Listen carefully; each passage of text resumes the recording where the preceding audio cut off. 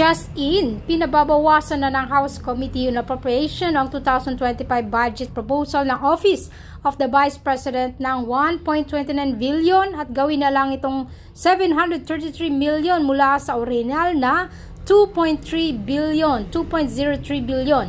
Ayon kay Appropriations Senior Vice Chair Stella Kimbo, target nilang mailipat na ito sa mga programa ng DSWD at DOH para mas mapakinabangan ng ating mga kababayan. Paglilinaw naman ni Kimbo, hindi pa ito pinal at marami pang pagdadaanan ang panukalang budget. Narito ang breakdown ng inirekomendang pagbabago ng House Committee on Appropriations sa 2025 budget proposal ng Office of the Vice President. Samantala, handaan niya si Vice President Sara Duterte na magtrabaho kahit piso o walang budget na ibigay ang Kamara sa Office of the Vice President.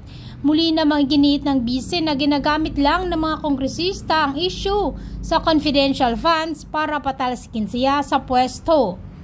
Samantala, inakusahan ni Ako Bicol Party List Representative Zaldico si Vice President Sara Duterte na ibinulsa ang confidential intelligence funds para sa kanyang opisina dahil kung bakit iniiwasan niya ang mga pagdinig sa budget. Kinontra ni House Appropriations Committee Chairman at Ako Bicol Party List Representative Zaldico ang mga aligasyon ni Vice President Sara Duterte laban sa kanya at kay Speaker Martin Romualdez na sinasabing ito ang pangalawang pinakamataas na opisyal ng bansa na dapat magpaliwanag kung saan napunta ang kanyang confidential intelligence funds. Sa isang ambush interview sa mga mamamahayag noong Miyerkules, September 11, itinanggi ni Ko na mayroon silang script para sa coordinated attack laban kay Duterte. Sinabi ni Duterte na hindi siya o ang mga opisyal ng Office of the Vice President ang dumalo sa pagdinig ng budget noong Martes, September 10 dahil inaasahan niya ang scripted political sideshow attack sa kanyang tao. Ipinunto ni Ko na may mga pahayag na inihanda si Duterte para sa kanyang recorded interview at iniiwasan niya ang mga pagdinig dahil hindi niya masagot ang mga tanong tungkol sa kanyang confidential funds. Ibig sabihin, ayaw niya talagang sumagot sa confidential fund dahil hindi niya kayang ipaliwanag. Sinabi ni Ko na hindi totoo na ang mga issue ay CIF ay hindi pa tapos, na nagsasabi ang mga ulat sa pag-audit ay nagpapakita ng ilan sa mga paggasta ng OVP gamit ang CIF ay hindi issue sa confidential. Gamit ang CIF ay hindi pinapayagan. Ayon kay Ko, ipinakita ni Duterte na hindi siya mapagkakatiwalaan sa pondo ng publiko kaya dapat laslasan ang budget ng OVP. Sa pagpapatuloy ng balita, sinabi ni Zamboanga 2nd District Representative Jose Manuel Manix Dalipe noong Martes, September 10 na maaaring sampahan ng kasong graft si Vice President Sara Duterte kaugnay ng misuse umano nito ng confidential funds batay sa report na nilabas ng Commission on Audit COA noong nakaraang linggo.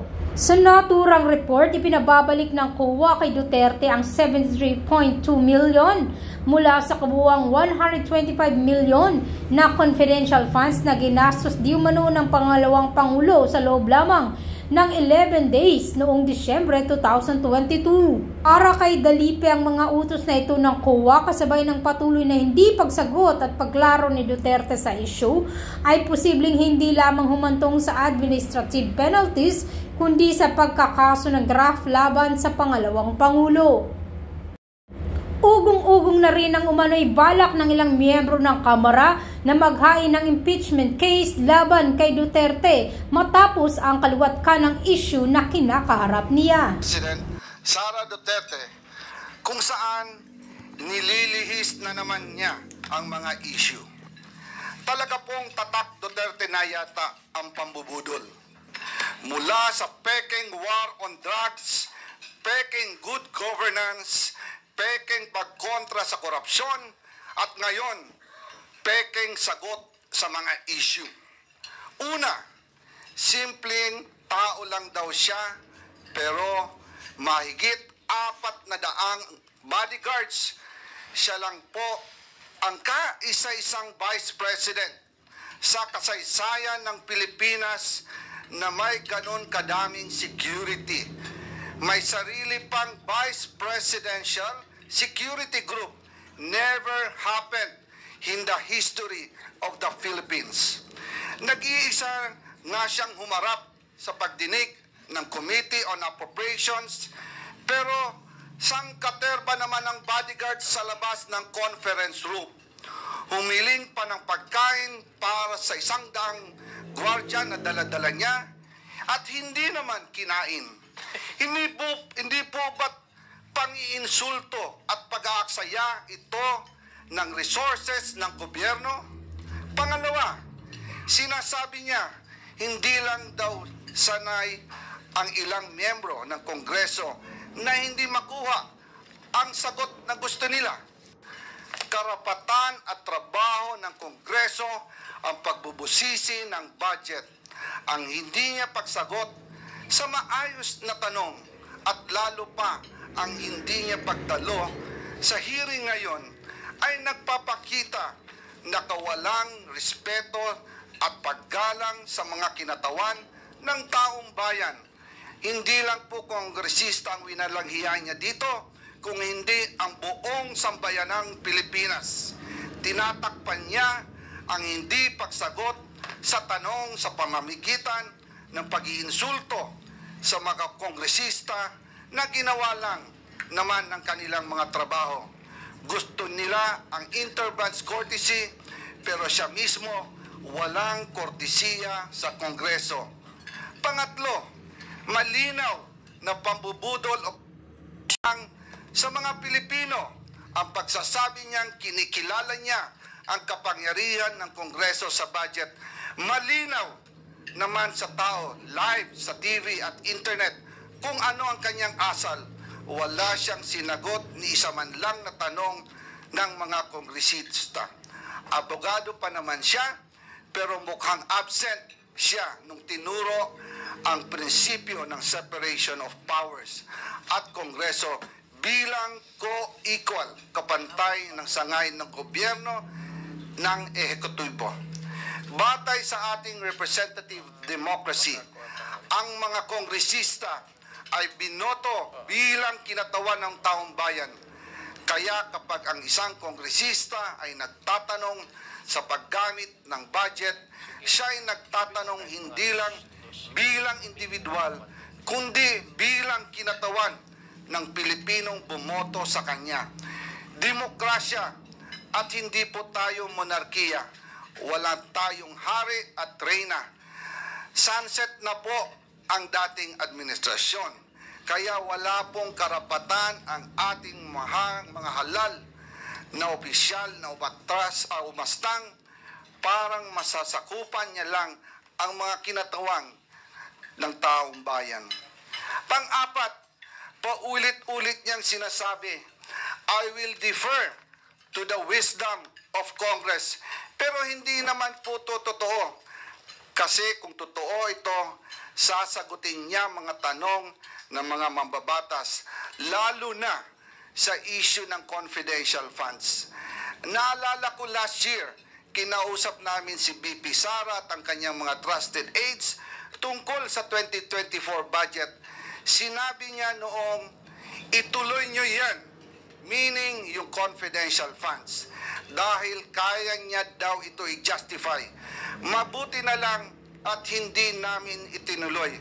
Kung hindi, magsisisi kami dahil ang pondo ng taong bayan ang pinag-uusapan dito at tandaan, COA at hindi Kongreso ang nagsasabing mali ang paggamit ng 73 million sa 125 million confidential funds na ginamit lang sa loob ng 11 days. Talo pa po dito ang pondo ng Napoles Fund na gamit ng 60 days. Ito po, 11 days lang. And ngayon, bibigyan pa ba natin siya ng 2 billion na panggagastos daw sa mahihirap? Ibigay po natin to sa tamang ahensya. Huwag po nating ayahan na waldasin na naman ang kahit pisong sintimo na dapat natin bantayan. Politika daw ang dahilan ng umano'y panggigipit sa kanya ng Kongreso. Nanunood kaya siya ng budget hearings? Nakikita niya kaya kung gaano kahaba at katagal ang pandinig at mga questions and answers na kinakaharap ng iba't ibang ahensya ng pamahalaan para i-justify ang kanilang budget. Why should the OBP be any different? Especially napakagaling magwaldas, maglakwatsa at mangurakot. Malinaw, diversionary tactic ang video message ni BP Sara. Tulad ng tatay niya, gusto niyang ilihis ang usapin sa tunay ng isyong kinakaharap niya. Ayaw niya kasing magpaliwanag. 125 million confidential funds spent in 11 days at nagsabi mismo ang COA na mali ang paggastos nito. Kung bakit kulelat ang mga batang Pilipino sa math and science sa ilalim ng panunungkutan niya bilang DepEd Secretary. Kung bakit sirang gatas, may insekto at inaamag na Nutriban ang pinamimigay sa mga mag-aaral. Kung bakit malala ang korupsyon sa DepEd at palpak ang kanyang panunungkulan dahil tamad at hindi siya pumapasok kahit minsan sa Department of Education. At higit sa lahat, kung bakit sa gitna ng lahat na kapalpakan at katiwalian, ito ay dapat siyang pagkatiwalaan pa ng 2 billion sa 2025.